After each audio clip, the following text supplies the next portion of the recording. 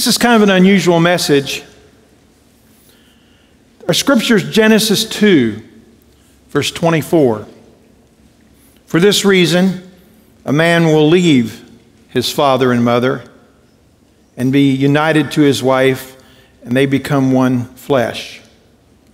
This morning's message is entitled, When You Become a Parent to Your Parents. Some of us have been through that. Some of us are the parents that we're going to be cared for. But whatever the case, we're going to look at what the Bible has to say about this time in our lives, and I hope this is a benefit to all of us. I want to start by reading a letter from a doctor. It goes this way. Can we pop that picture up? There he is. That's me at 100 years of age. I sort of went fast forward.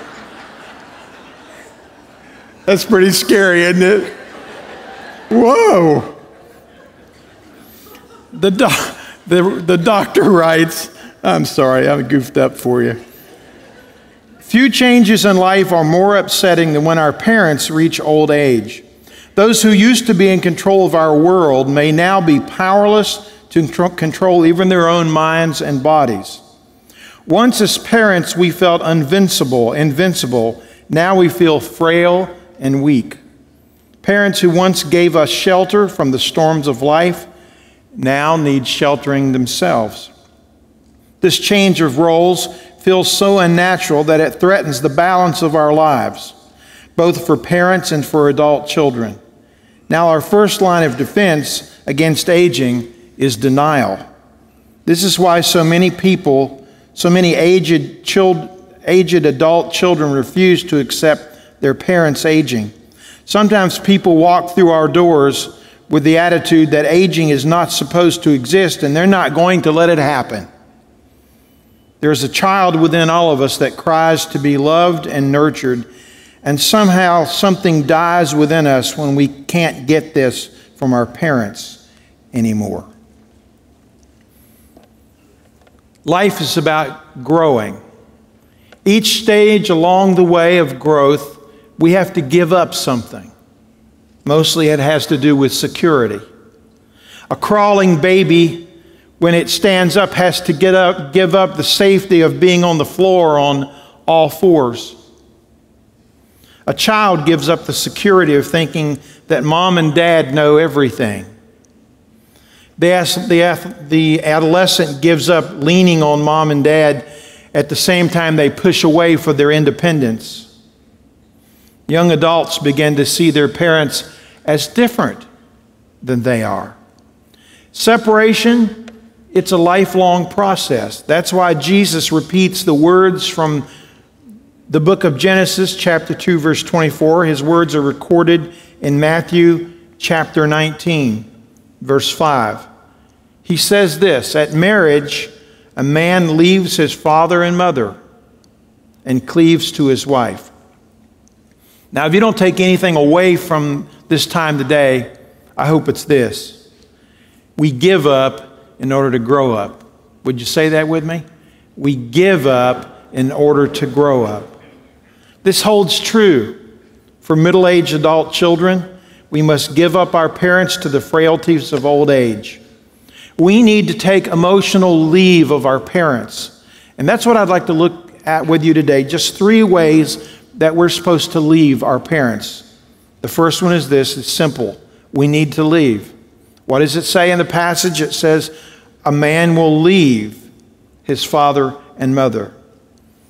Leaving our parents is one of the most painful things that we'll experience in our lives.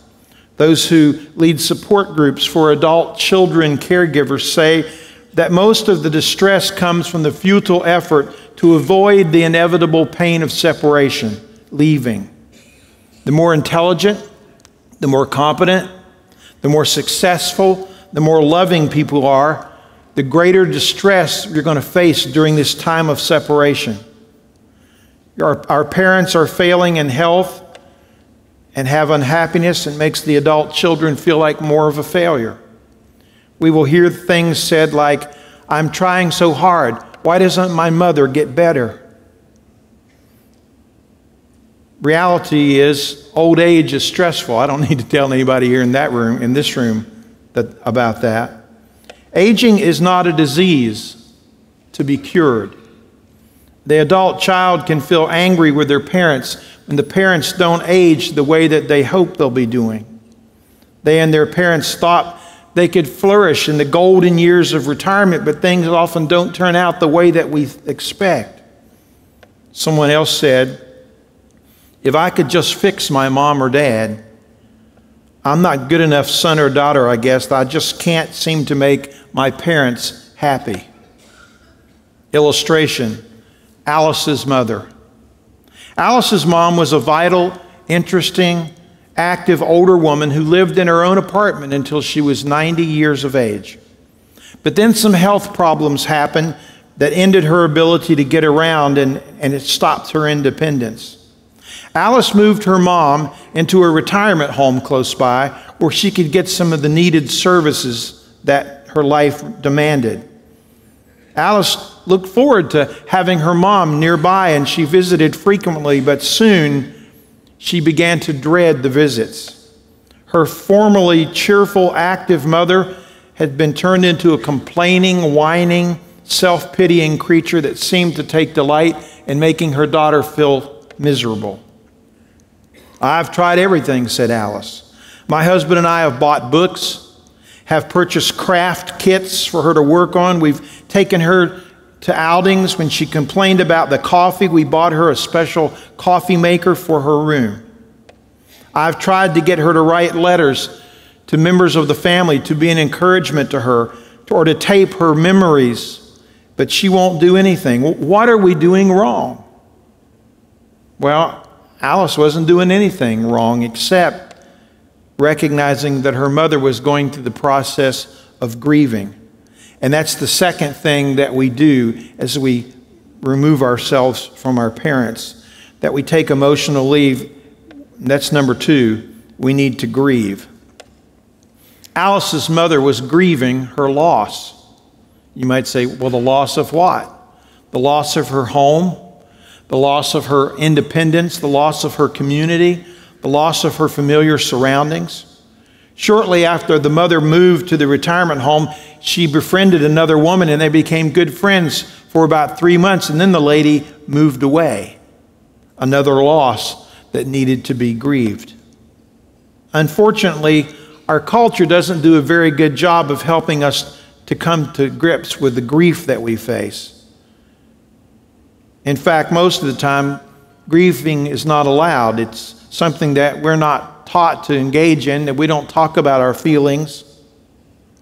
Sometimes blame and anger are really the result of suppressed grief. Alice was trying to somehow distract her mother. If she could just gotten her mother focused on something else, it would have helped her mother not be what she was. Jesus' words are recorded in the Sermon on the Mount. Look at Matthew 5, verse 4. Blessed are those who mourn, for they will be, what does it say? Comforted. No mourning, no grief, no comfort. Many of us are taught to hide our pain, to let go of our emotions. It's too private, we think. What can Alice do if her mom refuses to deal with her grief? The answer to that's a hard answer. Absolutely nothing. If Alice could do her mother's grieving for her, no doubt she would. But that's not possible. We cannot be old for somebody else.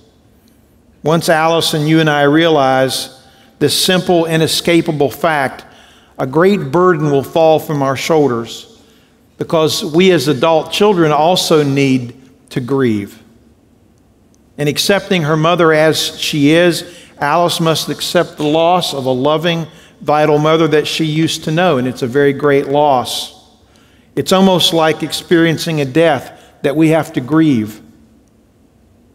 Alice must grieve her inability to do anything that can prevent her mother's decline. I'll never forget the time that, it was about 3 years ago, my mother was in the process of dying.